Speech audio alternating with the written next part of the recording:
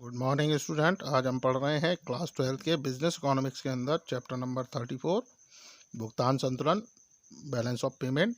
और हमारा आज का टॉपिक है भुगतान संतुलन में असंतुलन के कारण, causes of disequilibrium in balance of payment. तो हम स्टार्ट करते हैं अपना आज का टॉपिक।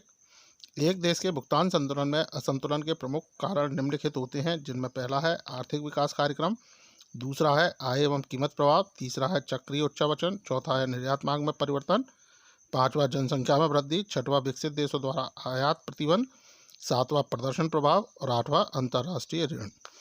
अब हम इन पॉइंटों की, जो अभी हमने पॉइंट पढ़े, उनकी एक एक पॉइंट की डिटेल पढ़ते हैं। तो पहले हम आर्थिक विकास कार्यक्रम को समझेंगे कि आर्थिक विकास कार्यक्रम किस तरह से भुगतान संतुलन में असंतुलन का कारण हो सकता है।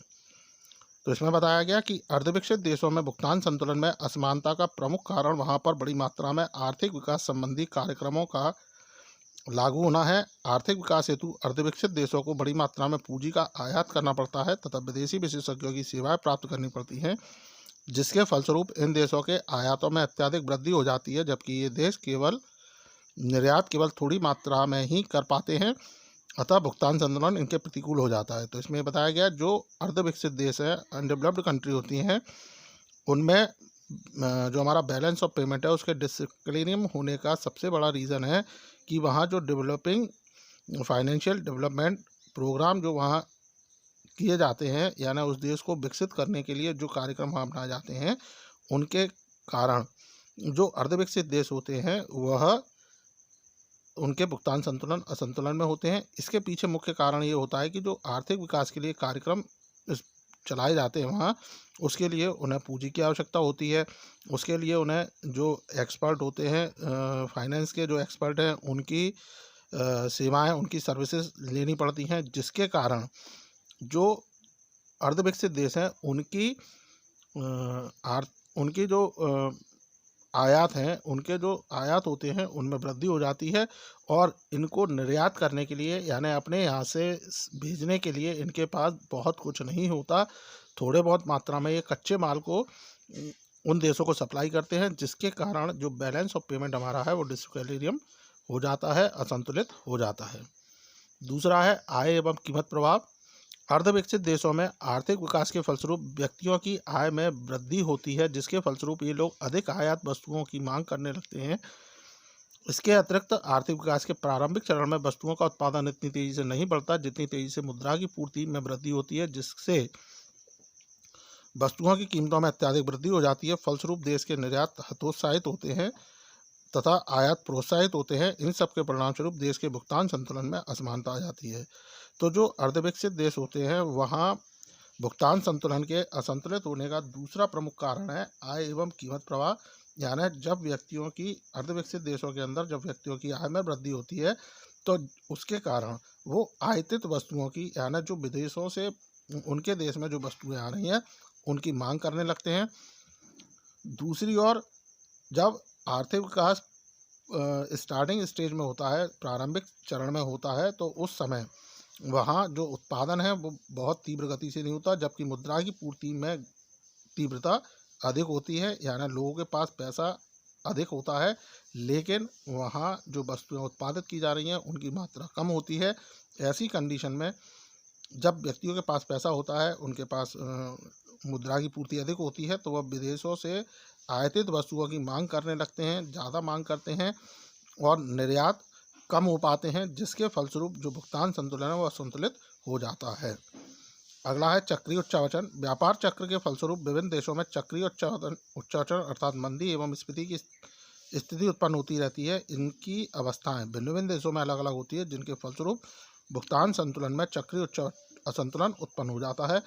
तो यहाँ जो बताया गया है कि जो ट्रेड साइकिल होती है उसमें जो फ्लैक्चुएशन होते हैं, यानी कभी मंदी की स्थिति, कभी तेजी, यानी कभी अर्थव्यवस्था के अंदर मंदी की स्थिति होती है तो कभी तेजी की स्थिति उत्पन्न होती रहती है, जिसके कारण जो अलग अलग देश हैं वहाँ उनकी जो अवस्थाएं, अलग अलग देशों के अंदर जो उनकी अवस्थाएं हैं वो अलग अलग होती हैं, जिनके फलस्वरूप जो भुगतान संतुलन है वह असंतुलित हो जाता है। अगला है निर्यात मांग में परिवर्तन। विकासशील देशों के भुगतान संतुलन प्रतिकूल होने का एक कारण यह है कि पहले विकसित देश कच्चे माल, खाद्यान्न आदि का आयात विकासशील देशों से किया करते थे, परंतु अब वह इन वस्तुओं का स्वतः उत्पादन करने लगते हैं या उन्होंने इसका वैकल्पिक प्रबंध कर लिया है, जिससे विकासशील देशों के निर्यातों में निरंतर कमी हो रही है। तो इसमें जो बताया गया कि जो डेवलपिंग कंट्रीज़ होती हैं उनके जो बैलेंस ऑफ पेमेंट है वो नेगेटिव होने का कारण क्या होता है कि पहले जो विकसित राष्ट्र डेवलप्ड जो कंट्री थी वो डेवलपिंग कंट्रीज से आयात करती थी, यानी वहाँ से वो रॉ मटेरियल या खाद्यान्न मंगाते थे।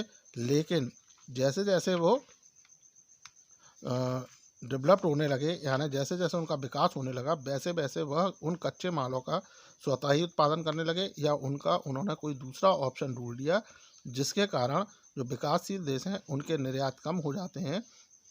तो ऐसी स्थिति में जो भुगतान संतुलन है वह असंतुलित हो जाएगा। अगला है जनसंख्या में वृद्धि। विकासशील देशों के भुगतान संतुलन में असंतुलन का एक मुख्य कारण वहाँ पर बढ़ती हुई जनसंख्या है। जनसंख्या में वृद्धि होने पर एक तरफ तो वस्तुओं के निर्यात में कमी हो जाती है, तो दूसरी तरफ उनकी आवश्यकताओं की वस्तुओं का दूसरे देशों से आयात करना पड़ता है, जिसके फलस्वरूप भुगतान संतुलन में असमानता उत्पन्न होती है। तो यहाँ जो बताया गया है कि जो डेवलपिंग कंट्रीज़ होती हैं उनमें बैलेंस ऑफ पेमेंट में असमानता या असंतुलन होने का मुख्य कारण होता है वहाँ की जनसंख्या। तो जैसे जैसे जनसंख्या बढ़ती है वैसे वैसे जो वस्तुएं उस देश में उत्पादित की जा रही थी उनके निर्यात कम हो जाते हैं, और बल्कि वहाँ के जो नागरिक हैं, वहाँ की जो जनसंख्या है, उनकी आवश्यकताओं को पूरा करने के लिए जो विकसित राष्ट्र होते हैं उनसे आयात किए जाते हैं, उनसे वस्तुओं को मंगाया जाता है, वस्तुओं का आयात किया जाता है, जिसके परिणामस्वरूप जो भुगतान संतुलन है हमारे वो असंतुलित हो जाते हैं। अगला है प्रदर्शन प्रभाव। अर्धविकसित देशों के नागरिक जब विकसित देशों के नागरिकों के संपर्क में आते हैं तो वह उन्हीं की उपभोग आदतों को अपनाने के लिए प्रवृत्त होते हैं तथा उसी तड़क भड़क को अपनाना चाहते हैं, जिसके परिणामस्वरूप इन वस्तुओं का विदेशों से आयात करना पड़ता है, जिसका भुगतान संतुलन पर प्रतिकूल प्रभाव पड़ता है।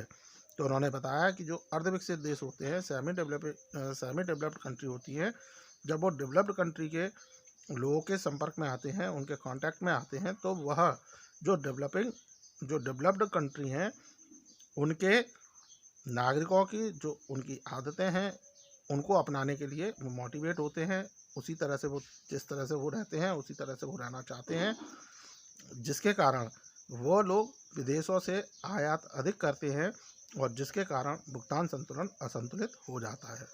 तो स्टूडेंट, ये था भुगतान संतुलन में असंतुलन के कारण, जो आपको समझ में आया होगा। इससे रिलेटेड यदि आपके कोई डाउट्स हैं, क्वेरीज है, तो आप कमेंट सेक्शन में कमेंट कर सकते हैं या डायरेक्ट कॉल कर पूछ भी सकते हैं। So student, thank you, good bye.